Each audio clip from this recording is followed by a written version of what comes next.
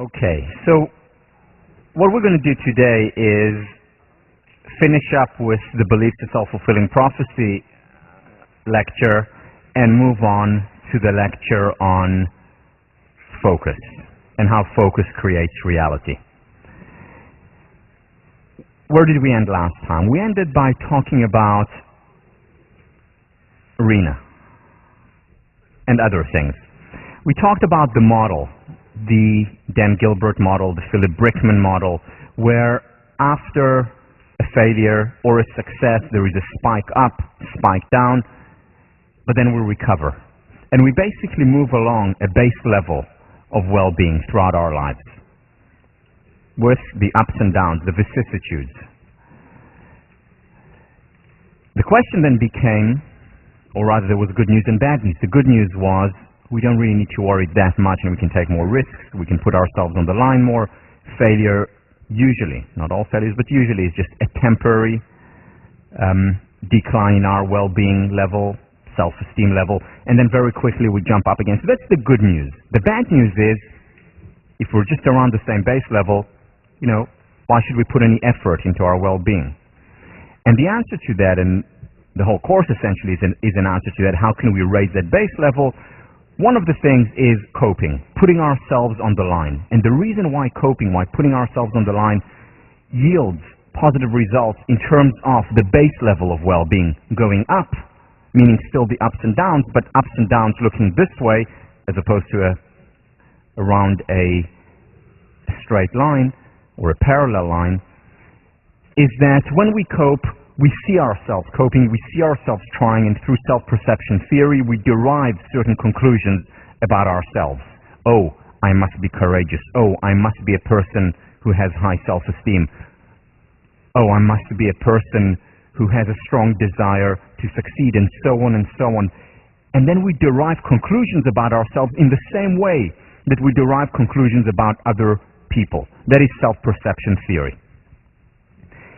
The second reason is that once we start failing more often, we realize that actually it's not that bad. It's not what we make it out to be. The pain that in our minds we associate with failure is far greater than the actual pain of failure when that comes. Maybe not initially when it happens, but after a while. And then we recover again and we see, oh, I can deal with it. I must be a person with resilience. And finally, there is more success as a result of coping. Learn to fail or fail to learn. There is no other way to succeed. So what I want to move on to now and just finish up on is, how do we become more of an optimist? So we talked about the virtues. We talked about longevity. People who are optimistic actually live longer.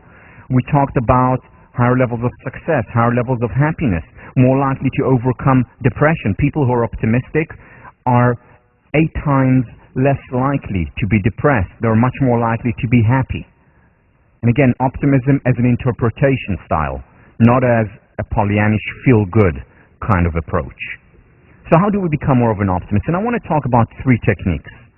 First is to take action, to just do it, to put ourselves on the line. Second, I'm going to talk about the power of imagination, visualization. Many of you are familiar with it, especially athletes, as a technique, so we'll talk about that technique. And finally, cognitive therapy, which, at least according to research, is the most successful, most effective therapeutic intervention out there today. So we'll talk about some of the basics and summarize those. So let me begin with action. This is based on research by Albert Bandura. You read about self-efficacy. His concept, basically the idea of having strong beliefs, and he just made it more academic, more scientific, and researched it for many years. And we talked about the many benefits of self-efficacy. What Bandura is coming out against in much of his work is what has become known as the self-esteem movement, or he's coming against what has become known as the feel-good movement. All right, so tell a child how great they are, how wonderful they are. Stand in front of the mirror every morning and tell yourself, hi gorgeous 10 times, and then you'll be more successful, your self-esteem will be higher, and you'll be more gorgeous. It doesn't work. Believe me, it doesn't work. I've tried everything. The thing, though, is that very often it actually hurts in the long term.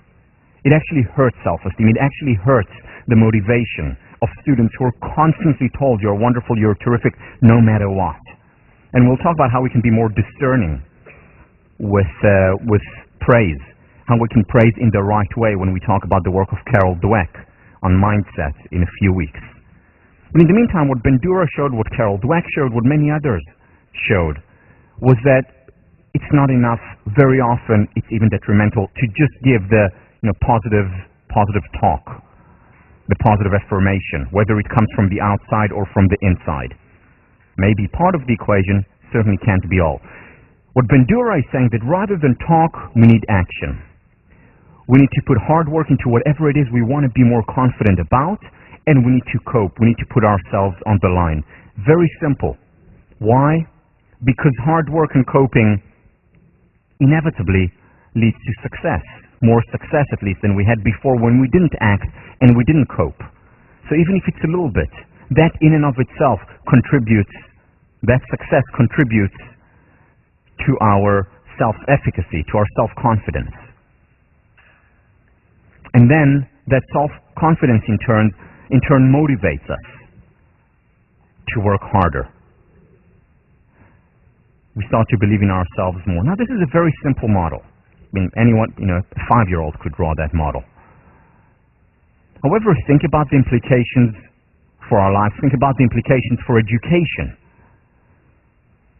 Do we just tell students constantly, you're terrific, you're wonderful, you're great? Or do we, like Marva Collins, make them actually work hard so that they succeed more, so that they see themselves, going back to self-perception theory, see themselves working hard, see themselves putting themselves on the line, coping and failing and getting up again. It works also in a similar way to our physical immune system. When we get sick, when we get ill, our body sends antibodies and we actually become immune to whatever it is that we had. So our body becomes immunized through failure. Same on the psychological level. Failure is underrated. One of the things that I wish for you, and I mean it genuinely, one of the things that I wish for you is that you fail more. I'm not saying it in jest, I really do. And coupled with that, I hope that when you fail, you will also learn to interpret it in a different way than most of us usually interpret failure. Because there is no other way to succeed. There is no other way for growth. It's an illusion that a life looks like this. And we'll talk about it much more when we talk about perfectionism. A healthy life, a real life, and a happy life ultimately looks like this. A spiral with ups and downs, not as a straight line. When we see ourselves cope, when we see ourselves work hard, we derive conclusions about ourselves. Our self-confidence goes up, our motivation goes up, our belief goes up, and so on in an upward spiral of growth. Soren Kierkegaard, to dare is to lose one's footing momentarily. Not to dare is to lose oneself. To lose one's footing temporarily is the failure that comes inevitably when we cope, when we try, when we have high expectations. Not to dare is to lose oneself. That is when we don't cope, when we avoid. Because this model also works the other way around. When we constantly avoid challenges, when we constantly shun difficult experiences, when we don't give ourselves the permission to fail, a downward spiral is created in terms of our self-esteem, in terms of our success, in terms of our well-being.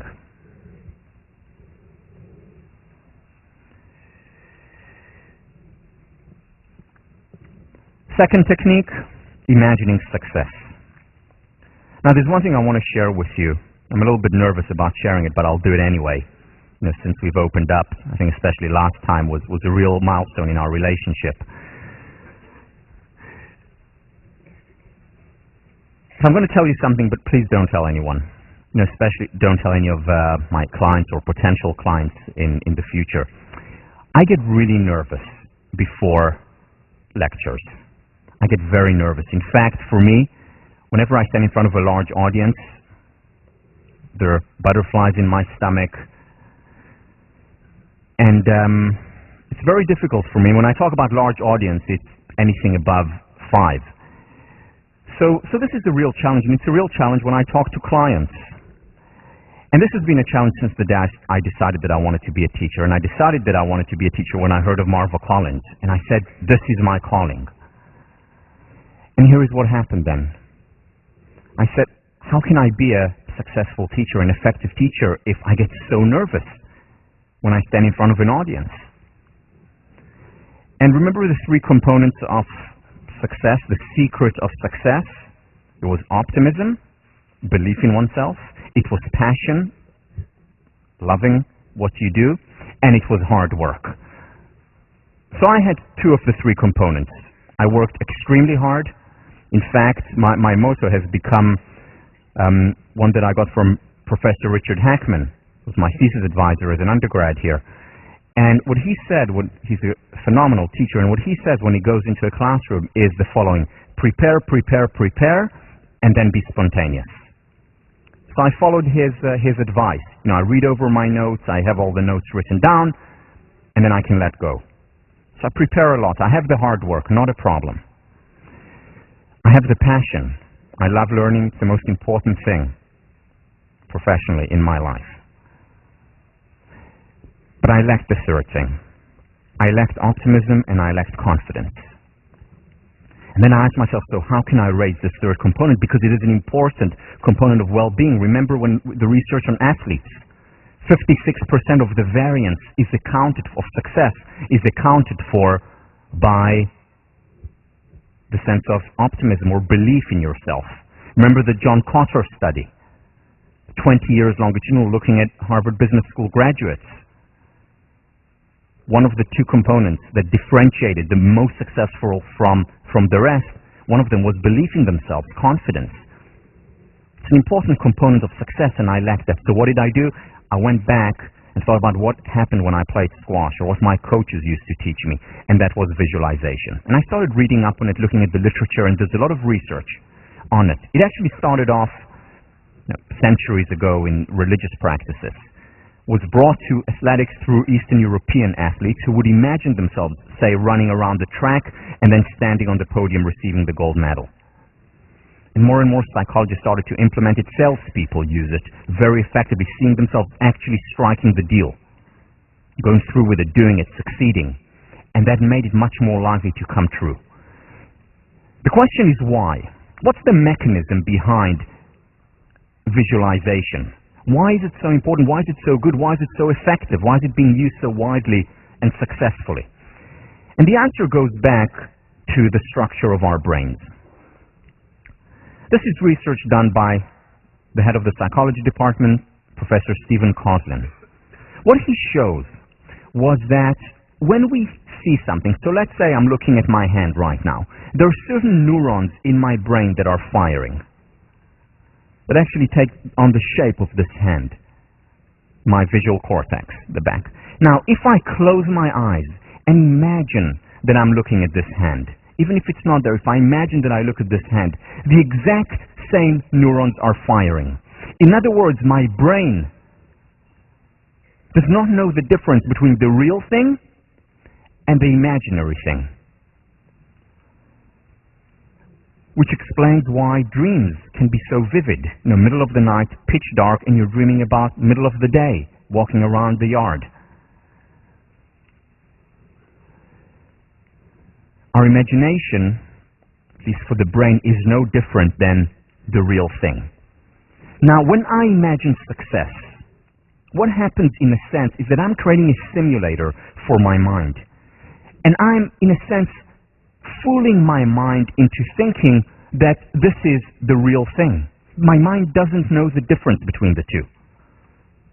Subconscious mind doesn't know the difference between the real thing and the imaginary thing. Now, if I imagine success over and over again in my mind, remember, what the mind does not like is inconsistency. In other words, if I create success in my imagination and I persist with it, not just visualize it once or twice, but over and over again, the mind doesn't like inconsistencies, and therefore it will bring up the external reality to match this internal schema.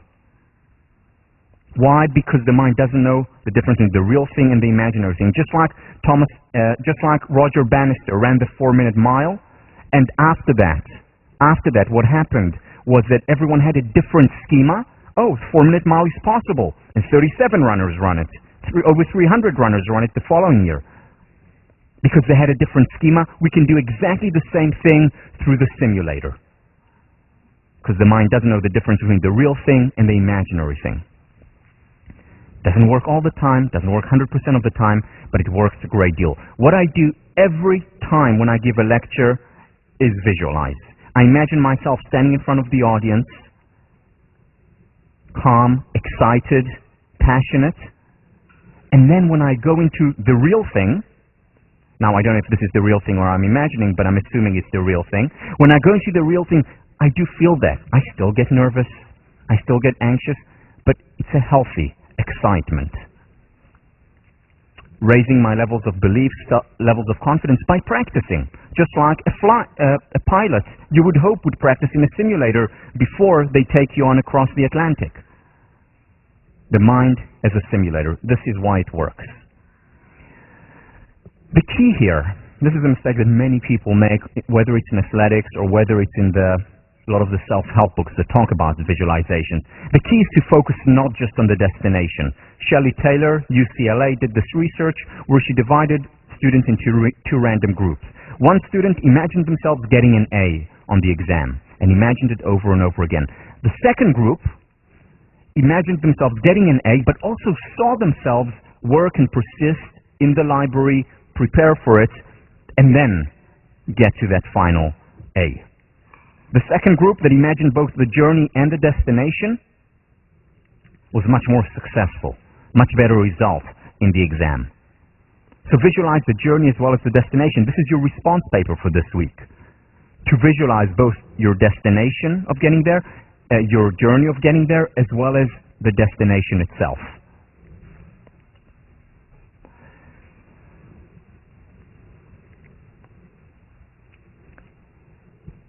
Arguably the most, or certainly one of the most influential speeches of all time was Martin Luther King's I Have a Dream. I've read this speech more than dozens of times. Why? Because beyond its beauty and its rhythm and its importance, it also captures what it means to create an image of success. Because this is what he did for this country and defined generations to come. So first of all, I want to read some excerpts from it. It is about visualizing a better future. I mean, he says it explicitly, doesn't hide it. He says, I have a dream. I say to you today, my friends, so even though we face the difficulties of today and tomorrow, I still have a dream. It is a dream deeply rooted in the American dream. This is all about imagination. But through the imagination, he created a better reality. Look at how he talks about the process. He doesn't talk just about the outcome. We want equality at the end. He talks about how we will get to this outcome. So let me read you a couple of excerpts. This is no time to engage in the luxury of cooling off or to take the tranquilizing drug of gradualism.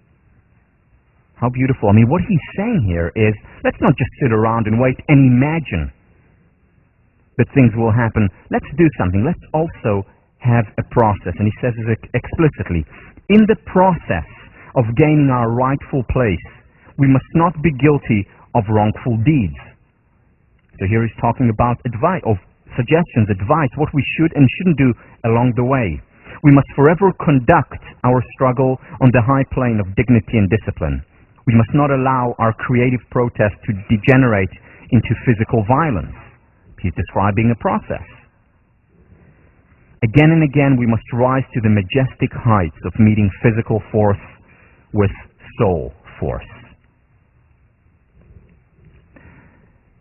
Another thing that we need to do when we imagine success is to make it as real as possible by involving as many senses as we can. Why? Because the more senses we can imagine, the more our mind is fooled to believe that it's the real thing. Once again, Martin Luther King does this beautifully. Let me read you a few excerpts. We will not be satisfied until justice rolls down like waters and righteousness like a mighty stream. I mean, you can feel the water. You can feel that stream. You can see it. You can visualize it. Or, let us not seek to satisfy our thirst for freedom by drinking from the cup of bitterness and hatred. He's employing taste. Bitterness, equating it with hatred. People connect to it, making it real, concrete. One day, right there in Alabama, little black boys and black girls will be able to join hands with little white boys and white girls as sisters and brothers. I mean, you can see that circle of the kids holding hand. Again, making it real. You can visualize it. You see it. By the way, these are the characteristics of all great speeches. They're not abstract. Look at the great communicator, Ronald Reagan. Look at Kennedy. Look at their amazing speeches because they created a picture. They involved the senses. They created a picture of success. I have a dream that one day even the state of Mississippi, a state sweltering with the heat of injustice, sweltering with the heat of oppression, will be transformed into an oasis of freedom and justice. You can actually feel the heat. You can actually feel the sweat that he's describing. This is what makes good, successful images. This is what makes great speeches. And finally, it's about evoking emotions. You don't want to just make it a cognitive exercise. You want to really be excited about what you're doing, or else it will fall flat. Nothing, no change will happen. Again, the connection between the words emotion and motion. Without emotion, there is no motion. If you want to move yourself or others, you need to evoke emotions. Let's look at just a minute of that historical speech.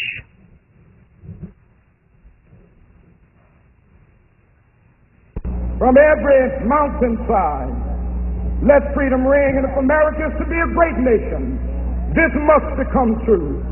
And so let freedom ring. From the prodigious hilltops of New Hampshire, let freedom ring. From the mighty mountains of New York, let freedom ring. From the heightening Alleghenies of Pennsylvania, let freedom ring. From the snow-capped Rockies of Colorado, let freedom ring. From the curvaceous slopes of California. But not only that, let freedom ring from Stone Mountain of Georgia. Let freedom ring from Lookout Mountain of Tennessee.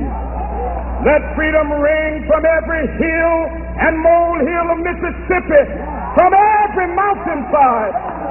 Let freedom ring, and when this happens,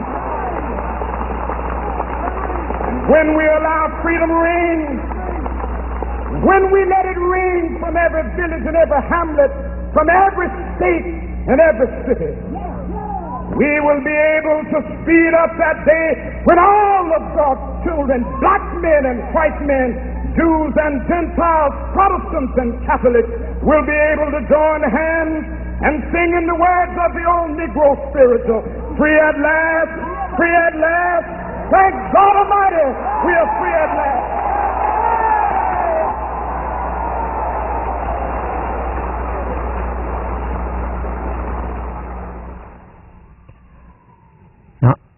I've seen this, as I said, dozens of times. Every time, excitement. Imagine if he said at the end, free at last, God Almighty, free at last. Would that have the same effect? Boring, dry. You have to evoke emotions to create motion, whether it's in our imagination or in a speech to the nation.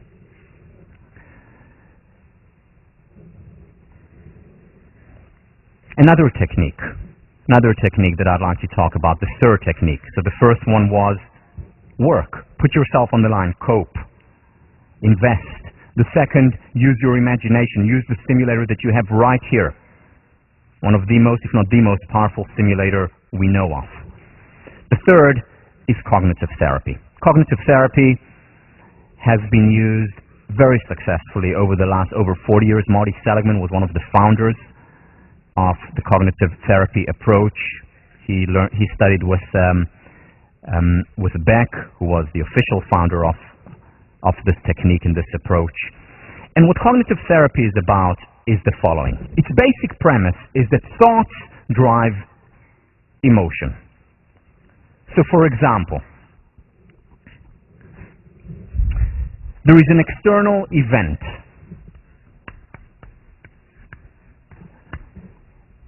I perceive that event, and what I do then, after I perceive that event, there is evaluation of that event.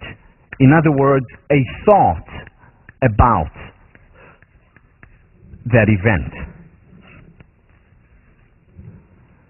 And then, as a result of that thought, that evokes an emotion. So, for example, an event, a lion is running toward me. My evaluation, oh my God, he's going to eat me. The emotion, fear, and that of course leads to motion. Run away or stand up bravely and fight the lion. Or another one, I see an event, a gorgeous woman walking down the street.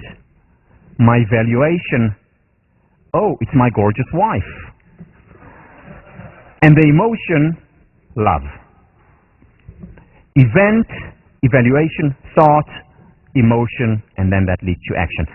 What cognitive therapy says is that if we want to change emotions, whether it's of depression, whether it's of anxiety, where we need to intervene is here, is at the level of evaluation, at the level of thought. And if we can change that, we also change our emotion. Specifically, what cognitive therapy is saying is that we need to restore a sense of rationality.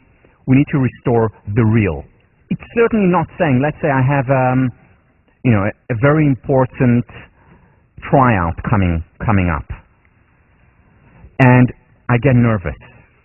Cognitive therapy is not saying stop feeling nervous, let's change your evaluation or your thoughts, because that's natural. Or I stand in front of a lion. It's natural, it's important, it's healthy to experience fear. But what it is saying is that sometimes our thoughts are irrational, and we mentioned it last time. For example, I don't do well on one test, and immediately I classify myself as stupid, or the fact that I will never succeed in tests again. Or, I ask someone out and he says no, and suddenly nobody wants me. That event led to an irrational thought, irrational evaluation of the situation. It was just once, it was temporary. And that led to a difficult emotion such as resignation. Nobody will ever want me again. And what cognitive therapy does is just restore that rationality by saying, yeah, it hurts, it's tough, but there are 3,200 other men at Harvard. Cognitive therapy has been shown to be extremely effective, more effective than any of the other interventions. The jury's still out when it comes to extreme cases of psychopathology, but in terms of most psychopathologies, most anxiety, most depression, it has been shown to be the most successful, and it works the fastest. Not the only thing that works, but it works the best and much more promptly than the other interventions. On the whole, not right for everyone, but for most people. And finally, and this is the important thing, we can learn it. So we talked about, the 5-year Cambridge Somerville study that failed. Well, Karen Rybich teaches these cognitive skills in a 2-week program. And that 2-week program helps kids in inner cities, at-risk population, reduce the likelihood of falling into the trap of depression, of drug abuse, increases the likelihood of well-being and success in the long term, just as a result of 2 weeks teaching them cognitive therapy or these techniques. So it's an acquired skill, and this is the important thing about it. That does not mean it's easy. It doesn't mean you're just going to hear a lecture now. For the next 10 minutes, I'm going to describe some of the ideas, and that's going to change your life. You need to apply it, and you are going to apply it in the next two classes, but you need to do more than that. So let me share with you a summary of cognitive therapy, and the 3 M's, it's my acronym, and what I did there was put together essentially the work of Karen Rivich, whom I just mentioned, the work of Marty Seligman, the work of Aaron Beck, Seligman's teacher, and the work of David Burns. Some of you may have heard of him, the Feeling Good Handbook, who was also a student of Aaron Beck. So this is putting together their work into 3 M's, subdivided each one into two suggestions. They're interconnected, as you will see. It's not a very clear distinction. However, what you will notice is you can usually relate to 1 or 2 of the 3 M's, things that you do yourself. So be on the lookout. Ask yourselves, where do I distort reality? Where do I have distortions in terms of my evaluations, in terms of my thoughts, that lead to certain negative emotions that are unnecessary? Because if I restore rationality, I will not feel the same emotion to the same degree. So ask yourself as you look through the 3 M's. The 3 M's, essentially the 3 traps of irrational thought. The first one is magnifying. It's exaggerating something that happens. For example, it's overgeneral. Induction is something very natural. A kid sees this, and we call it a stool, and then they see another stool in the bar when they go out at the age of 1, and then they see another stool, and after they see 20 stools, they begin to form a concept. They induce that this is a stool. And now they see one, even one that they had never seen before, they know what it is. And just like I see a person on the street whom I've never encountered before, I know this is a person because I induce from all the other events that happened before that this is also a person. So that's induction, that's healthy, that's important, that's how we develop concepts and language. But sometimes we take this too far and we overgeneralize. Once again, I did poorly on a midterm. Conclusion, generalization, I'm just not smart. I just can't succeed here as a student. Overgeneralization, the evaluation, the thought, irrational. Or, he just said no to me.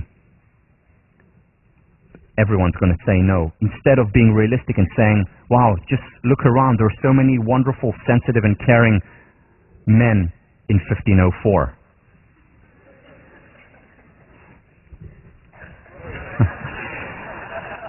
So, another thing, and this is something we'll talk about a lot, the all or nothing approach. The all or nothing, we'll talk about it when we talk about perfectionism. It's catastrophizing failure, not seeing failure as an opportunity, as a stepping stone, but seeing it as the end of the world. I got a B as a freshman, now I'm going to be homeless and not find a job ever. All or nothing, either straight A's or complete failure.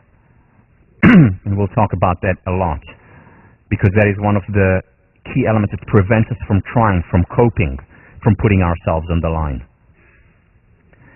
The other side of it, which is actually the other side of the same coin, is minimizing. This is something that I do very often. This is my trap that I still have to be aware of and I still think about today, even though I became aware of it years ago. Only now I catch myself doing it much more promptly. So the first idea of minimizing is what Karen Rivich called tunnel vision. What is tunnel vision? For example, let's say I have 620 students in my class.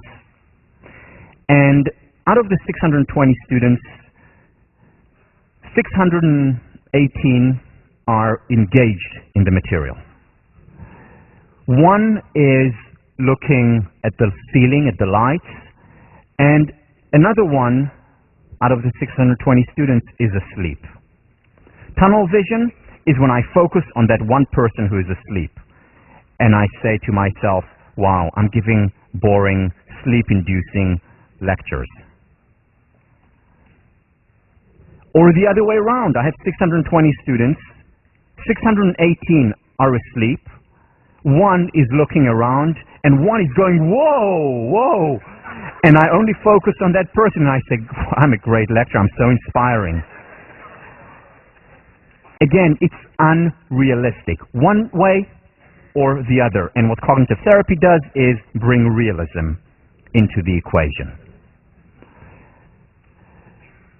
Again, this is something that I often fall into. And just recently, I fell into this. And it happened, I know many of you saw the Jon Stewart show.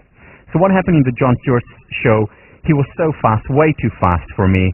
I felt like I was, 2 questions behind, still contemplating and thinking and saying, well, this could be interesting research, John. And he was already, 10 steps ahead. So I felt behind, I felt slow, and I also said something that I later regretted. It was just one sentence, no big deal, but that is what I focused on. I flew home after, I went back to Israel, and the whole flight, that's what I was thinking of.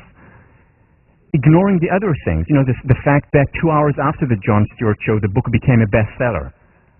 Completely ignored that. Didn't exist as far as I was concerned. It was just that one sentence. How could I say it? Why didn't I prepare for it better? And so on. And then I suddenly say, hey, wait a minute. Tunnel vision. And I zoomed out. I looked at the bigger picture. And then I said, okay, so I said something that I regret. Big deal. It's a comedy. It's fun. So many people, so many of you friends have watched and enjoyed it. It was a great opportunity. And I looked at the bigger picture, gave myself the permission to be human, to regret it, but then overall could see it in a much more rational light than before. So again, as I said, I still apply, I still use these ideas. In the past, it would take me months to get over this one sentence. Whereas now, zoom out, evaluation, thought, irrational, and recover much more promptly. Dismissal of positives or negatives. So the person who has tunnel vision doesn't see the other 618 people who are engaged or asleep. The person who dismisses the positives sees those but says they're unimportant, they're trivial in comparison to how I just failed or what I just did wrong. So for example, this again, something a trap that I often fall into. When I was a senior, I applied for fellowships, and I got a fellowship to go to Cambridge. And I got the John Elliott Fellowship. And there are 4 fellowships that go to Cambridge. It's the John Elliott, it's the Fisk, and one other, Pembroke, and then there is the John Harvard Fellowship. So I got the John Elliott, one of the 4. Immediately when I got it, I knew that I got it, obviously. It wasn't that I was ignoring it. But I said, why didn't I get the John Harvard Fellowship? Now, there's no difference between them except for the name. But that's immediately where my mind went to. And that was a very important experience for me because I said, wow, look at you. And that's when I started to recognize the importance and the power of our evaluation and how that can determine and even ruin what should have been a celebration. But once we recognize it, once we understand it, we can dispute it. We can challenge it. We can reframe it. And see the positive as well. Again, all it's saying, cognitive therapy, is let's be real. Making up or fabricating, the third M. This is when we create something ex nihilo, from nothing. So for example, we personalize it or we blame. We see this very often, with people who are abused. So an abused wife would very often say, it's my doing, it's my fault, I'm not behaving appropriately. Instead of rationally saying, this guy is abusive, I'm out of here. That's irrational personalization. It can also be the other way around. I just did poorly on an exam, and I blame my boyfriend or girlfriend for it. That's also unrealistic. I need to take responsibility. Again, remember Nathaniel Branden, no one is coming. Take responsibility rather than blame, one of the key ideas that Marva Collins communicates to her students. So again, it's not going to the personalization, over-personalizing or over-blaming. It's being real. And finally, emotional reasoning. I'm envious, therefore I must be a bad person. Or I'm experiencing danger before a tryout, therefore it must be dangerous. Taking an emotion and making it into reality, whereas instead of understanding, an emotion is an emotion. It doesn't necessarily capture reality. It is my evaluation of reality. Or I'm extremely scared of failing, and therefore it means that failing is really dangerous. Well, in fact, it's not. I'll get back up again very quickly. So it's having the correct evaluation, correcting for the trap, correcting for these errors. Or feeling that I'm second rate, that I'm no good in psychology or math. And because I feel that, my evaluation of it is, well, I must really be second rate and no good. Instead of having the rational belief of, well, let me try out, let me see how things go, correcting the distortions. The key, once again, is to get real. How do we get real? Through the questions that we ask. I'm going to give you just a few examples here. You're going to practice with those on your own, but here are just some of them. First of all, is my conclusion tied to reality? Second, is it rational? And they're interconnected. Am I ignoring something important? Like the fact that the book did well afterwards, like the fact that there are other cool guys in 1504, and so on. What important evidence do I still need to take into consideration? This is about disputing. It's evidence. It's get real. Look out. Don't just zoom in on the geometric shapes. There are also children on the bus. And this is what questions do. They open us up. They open our vision, and they create a new reality. What am I magnifying? What am I minimizing? Am I falling into one of the traps? Am I ignoring anything that is going well? Am I ignoring anything that is not going well?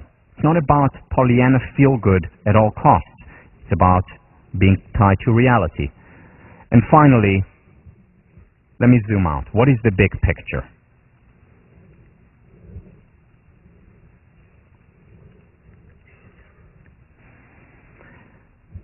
To conclude, Ed Dinner and Marty Seligman did very important research on extremely happy people. This is tip of the stem research, looking at the 10% of the happiest people out there, people that we can learn from.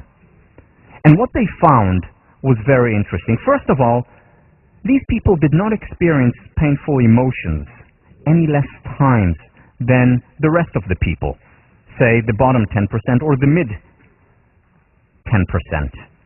They experienced painful emotions. The difference between them and the rest was that they recovered more promptly as a result of different interpretations. So when they felt down, they were optimists. Instead of saying, okay, so I'm going to feel down for the rest of the month, they said, okay, so I'm feeling down. Big deal. What can I learn from it? What happened? How can I make myself feel better? And then they recovered more promptly than the pessimists, the people who remained depressed for much longer time. You see, events happen. Things happen in the world. Very often out of our control. We don't create everything that we encounter. And some of the events are bad, some are negative. What matters more is what we do with them after, how we evaluate them. And what happens is that our evaluation becomes a self-fulfilling prophecy, because the pessimist will say, I'm in a bad mood now, it's going to last for a very long time, it's not going to go away. Whereas an optimist says, it's temporary, it's going to go away. And beliefs are self-fulfilling prophecies. If I believe that it will last for 6 months, it's much more likely, not necessarily, but it's much more likely to last for 6 months than if I say, that too shall pass. And what we do with our beliefs is we create a downward spiral of depression, unhappiness, sadness, or an upward spiral, capitalizing on positive emotions and having more and more of them. What Barbara Fredrickson talks about, the broaden and build phenomenon. A lot of it is up to us.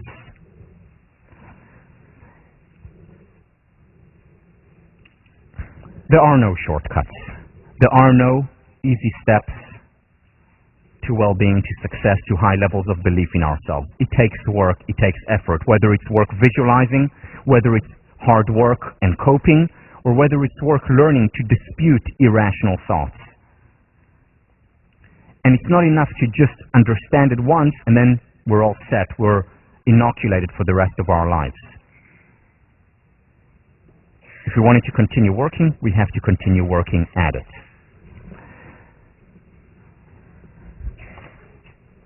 Let me move on.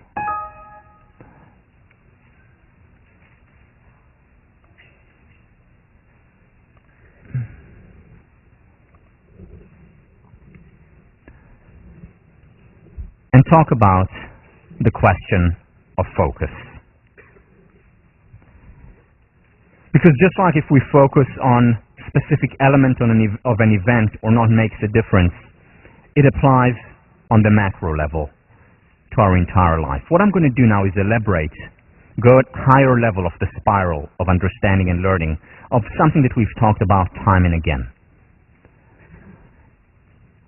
Ed Diener, who is also, whom I just mentioned his research, he's also the first president of the International Positive Psychology Association. He's from Illinois.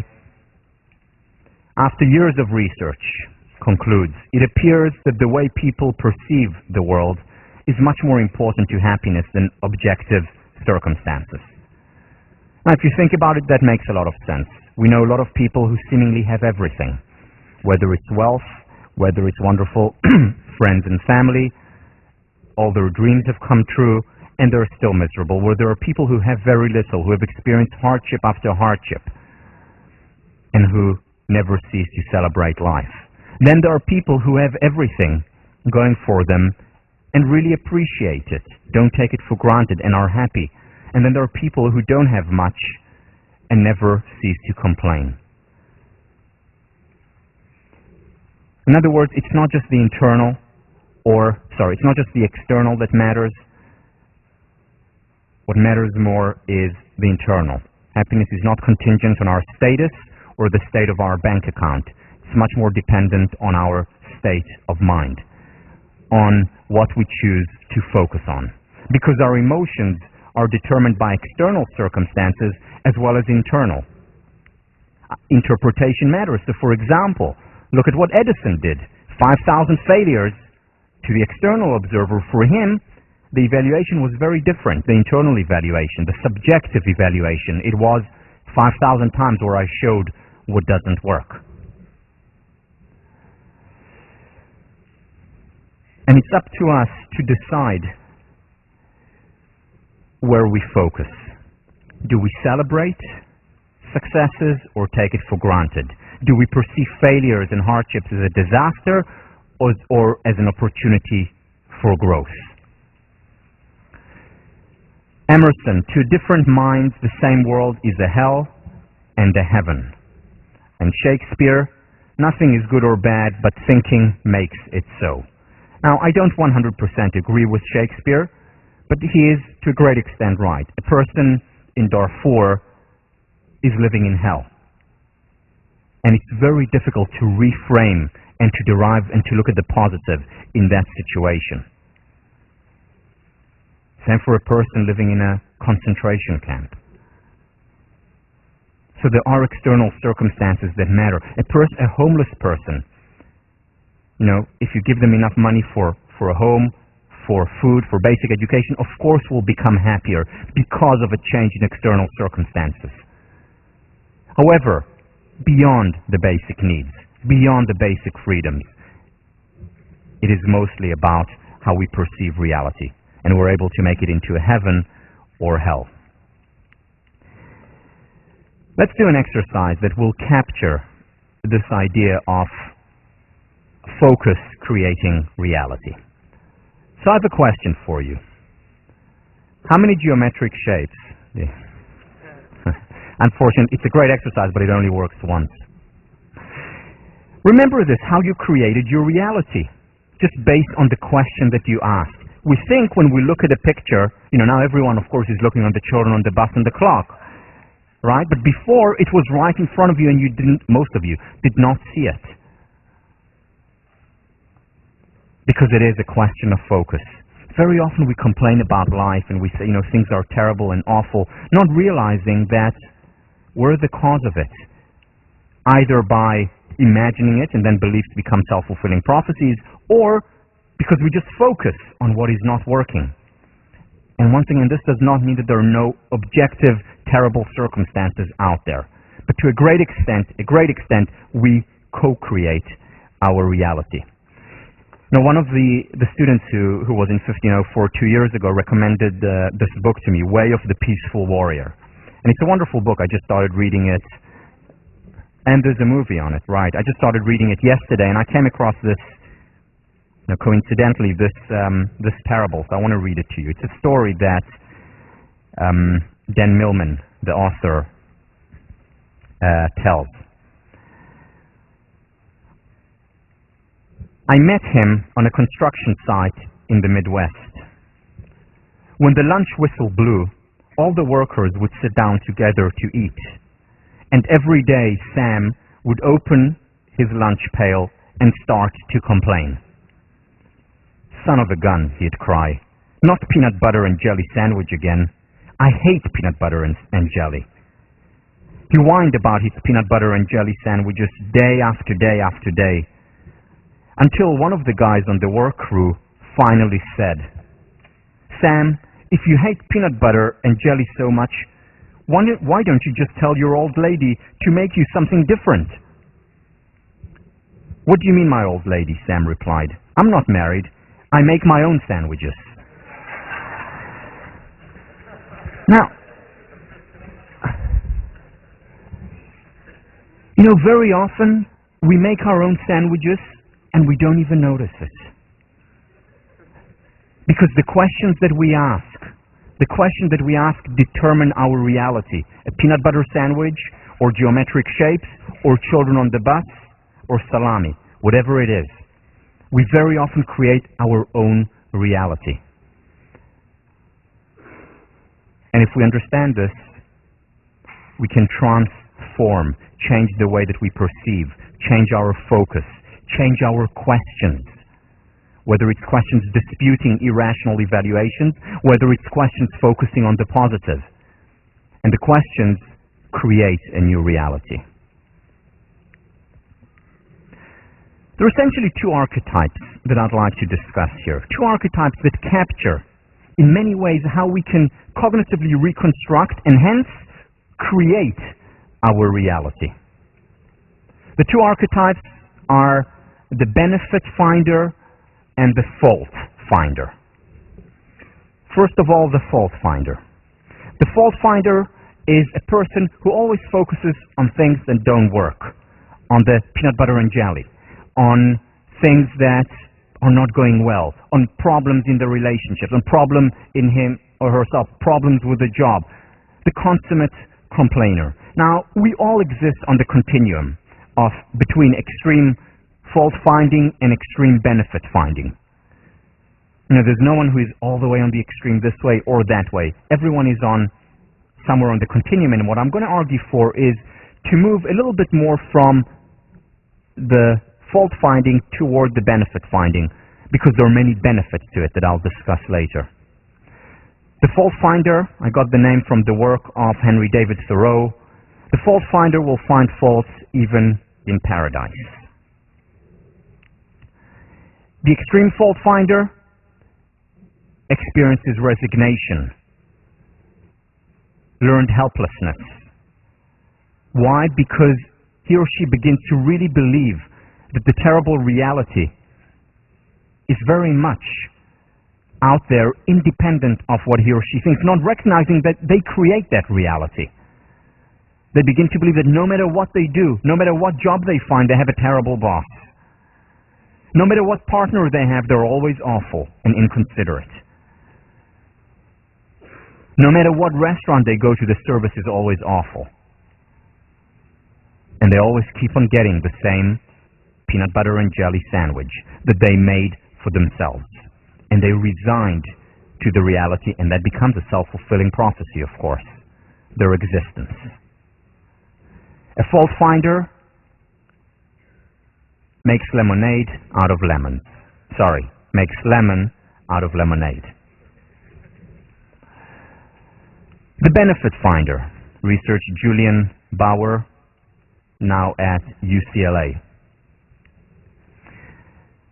The benefit finder is the opposite, focuses on what works. The benefit finder looks on the bright side of life, finds the silver lining in a dark cloud, makes lemonade out of lemons, and doesn't fault an instructor for using too many cliches.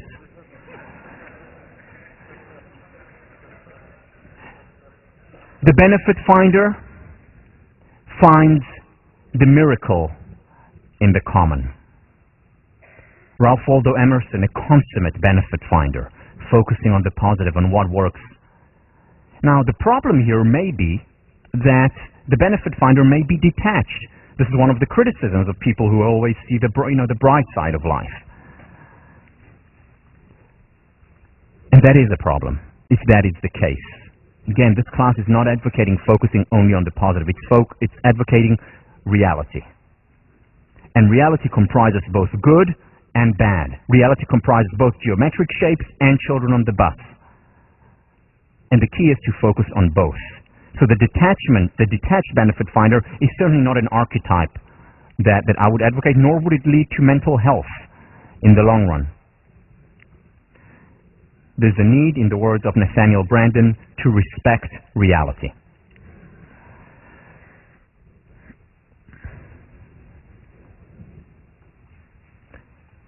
We don't create reality simply by the focus.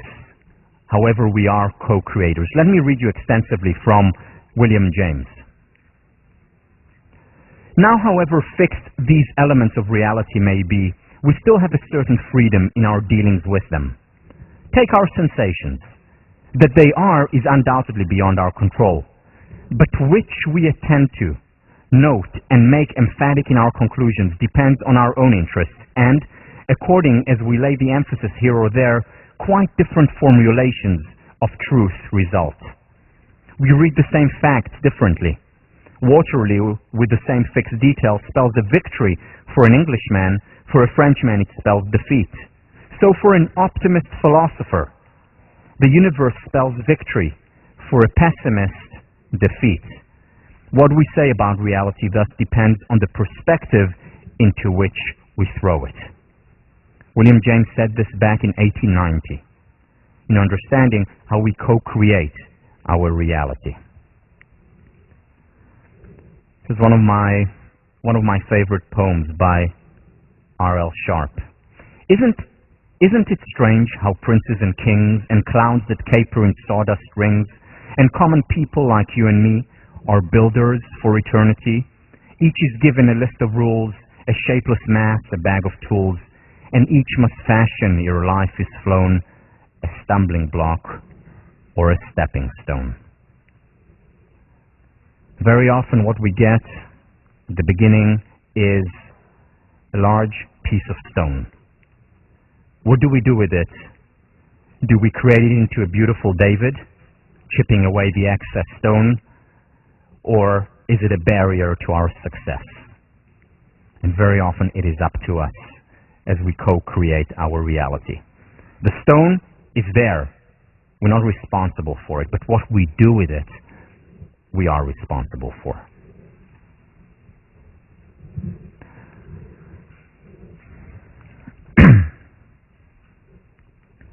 Cognitive reconstruction is about learning to interpret things optimistically. In other words, in a positive light. Anne Harbison, colleague of mine, used to teach also with Philip Stone, said that never let a good crisis go to waste. Crises have the potential for growth. One of the books that we'll talk about when we talk about relationships is Passionate Marriage by David Schnark, who talks about crucibles in marriage. And what he says is that the thriving relationships are relationships not that have been, all fine and dandy for years. These usually fail after a while. But the relationships that go through crucibles, that have crises, disagreements, and then, thesis, antithesis, and then there is a synthesis, then there is growth as a result of these hardships. And he says that there is no other way. Again, learn to fail or fail to learn. There is no other way for long-term success of a relationship. A relationship cannot look like this. It has to have the ups and downs. Never let a good crisis in a relationship go to waste. That doesn't mean that every crisis needs to be resolved, and there are some that could end and should end a relationship. But most crises can be solved and need to be dealt with. Same on an individual level. Work by Warren Bennett. He's from USC, taught for a few years here at the business school.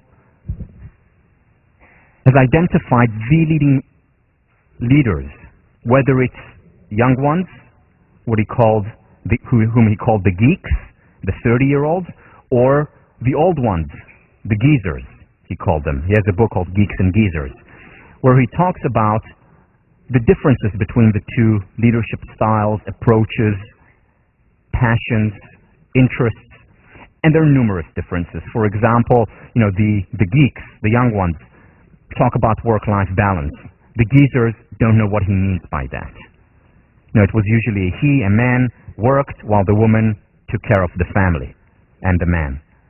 So that was for the geezers, for the older generation. The younger generation, they talk about work-life balance and how they can incorporate all the elements of their lives. There are, of course, many more women in the geeks than the geezers. Numerous differences among the generation. One similarity. All the great leaders, whether they were 30-year-old or 85 years old, all of them had been through very rough crucibles and lived to tell the tale. Now, most people go through crucibles, but there are certain people who are able to find benefits in these crucibles and grow as a result. Never let a good crisis go to waste, whether it's professionally, whether it's interpersonally, whether it's intrapersonally, in terms of what you're experiencing. About 4 years ago or 5 years ago, when I was still a resident tutor in Leverett House, we had one of these pre-business events where we talked about the upcoming year and the recruiting and so on. That particular year was a terrible year. Goldman Sachs was laying off, wasn't recruiting on campus. Credit Suisse, First Boston, they were laying off as well. Deutsche Bank, first time in its history, was laying off employees. Really bad market. And we talked about this. Each of us gave a spiel about the market and what they can do. Very, very somber presentation. And then one of my students, Shane Fitzcoy, was a senior then, was sitting there, had studied positive psychology there, put up his hand and said, Tal, as you portrayed a very pessimistic and negative picture, but as the teacher of positive psychology, can you maybe shed some optimism here? And a few chuckles in the audience, and then silence. And everyone is looking at me, and I don't know what to say. And my immediate reaction was to say, well, Shane, things happen for the best. Exactly. And then, just before it came out of my mouth, I thought to myself, actually, I don't believe that. I don't believe that things happen for the best. But while I don't believe that things happen for the best, I do believe that some people are able to make the best of things that happen. And there's a very big difference here. Because when I say, I'm not happy about what just happened here, I don't like it, I much rather have the market be a good market, where people are hiring, where they'll come to me on a silver platter and offer me a job. Of course, I would much rather have that. So things don't happen for the best necessarily. But there are some people who accept the situation and then are able to make the best of it. The same with any crisis. Do you think the leaders, whether the 80 and 90-year-olds, invited those crucibles into their lives, wanted these crucibles to happen? Do you think partners go into a relationship and say, let's look for that crucible, let's really fight so that we can have a healthy relationship? Of course not. But when it happens, that's when they make the best of it. You know, stuff happens. And we can either let it pollute or make fertilizer out of it. I want to show you an example, once again, of a leader who is a consummate benefit finder.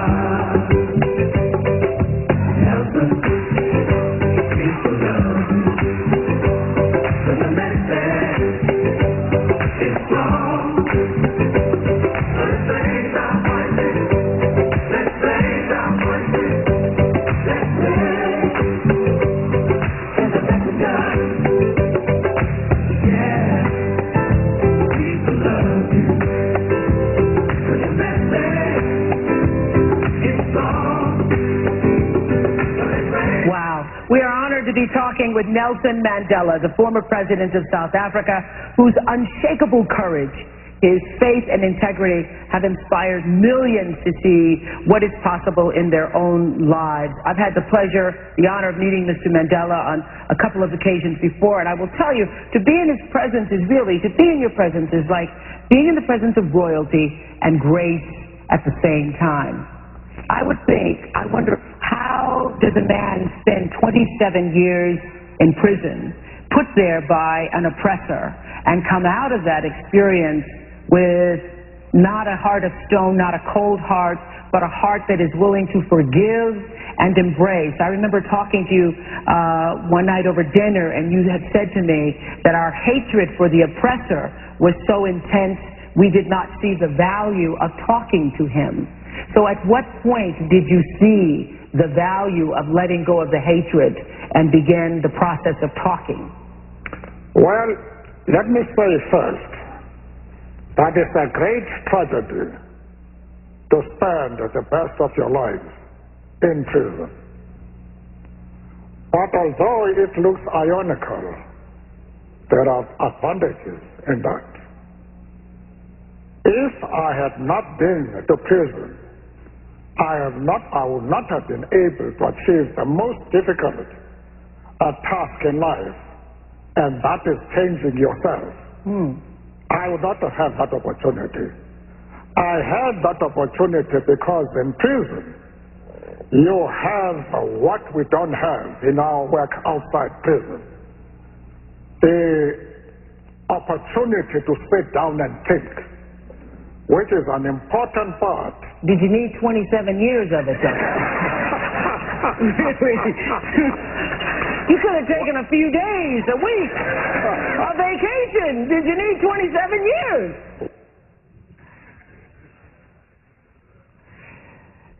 Now,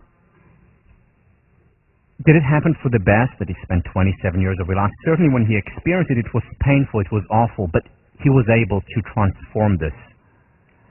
And to even in that situation to see the positive. And when we transformed it, those who know the history of what happened to him, when he started to look at the positive even there, at the opportunities in prison, when he changed his mindset, in other words, not the external circumstances actually began to change.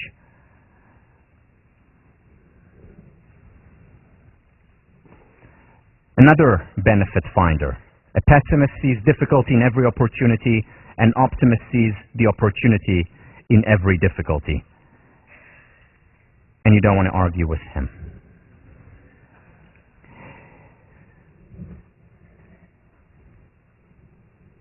I want to end by telling you a story, personal story, about my experiences throughout the year. Some biographical details, some things that I think most of you do not know.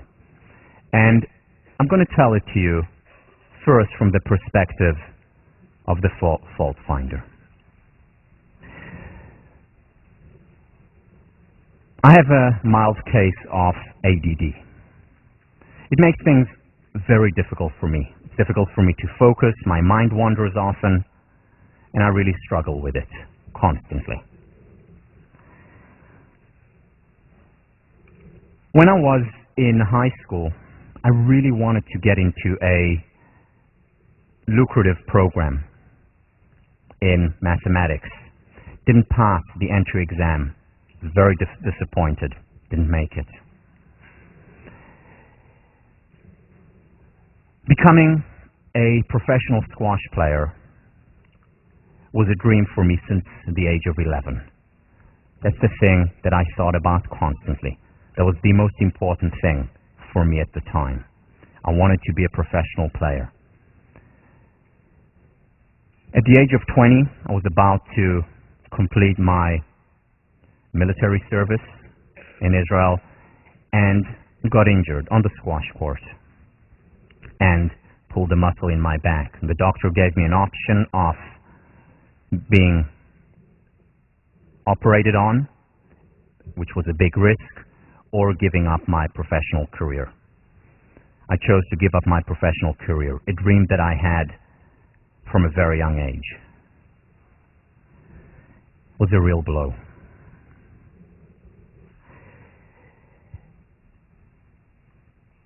I went to Cambridge after graduating from Harvard, and I enrolled in a PhD program. I was the only student in my PhD program to fail. I was thrown out of the program. It was humiliating. It seemed like a waste of a year because I didn't even get a master's degree. It was a real tough experience. At Harvard, as a graduate student, I took, with all the other students, my qualifying general exams. Out of all the graduate students who took that exam, I was the only one who failed it. Once again, a real humiliating experience. Walking around William James and everyone knows the results was tough. Not only that, I was given the provisional option of staying in the program. And they said to me, not only do you need to pass next year's exam when you take it with the next class, you have to pass it with flying colors or you're out. So while the rest of the students were working on their dissertations, writing, almost graduating, I had to go back to the basics and go over the whole material again.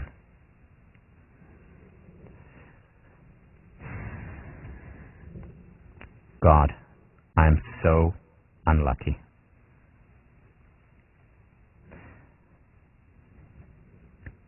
I want to share with you some biographical facts about my life.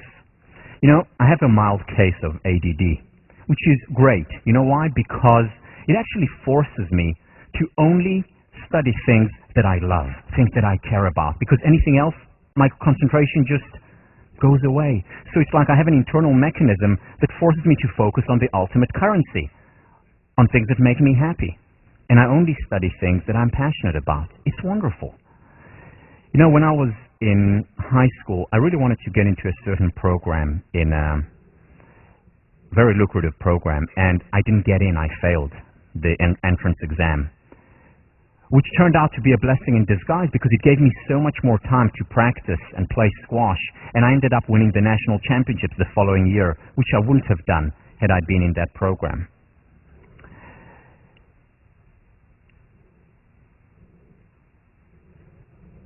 When I was at the University of Cambridge, I was in a PhD program, and I was the only one in my class, and as far as I know, the only one in years to be thrown out of the program. And And it was actually a very important experience. You know, I got out of Harvard, I was arrogant, I thought I was holier than thou, and this was a real humbling experience that was especially important for me because the next year I went to work in Asia. And there, the worst thing that I could do was to be arrogant. So this humbling experience actually helped me a great deal in my future career, as well as helped me put things in perspective. When I came to Harvard, I was the only one in my program to fail the general qualifying exams. It was a hard blow, it was difficult, but it turned out to be a very good experience. You know why? Because I had to study the exact same material and these huge books and articles all over again and know them not just at the basic level. I had to know them extremely well because there was the condition that the professors gave for me staying in the program. And it was so good because I learned the material so well that I know social psychology today probably better than anyone I know. And that helps me a great deal. It helped me a great deal in putting together this course, 1504. And there is no place I would rather be than here. God, I am so lucky.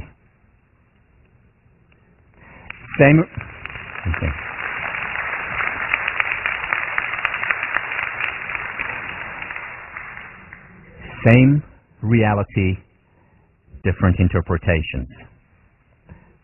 Just remember, much of what we experience, we co-create. See you next week.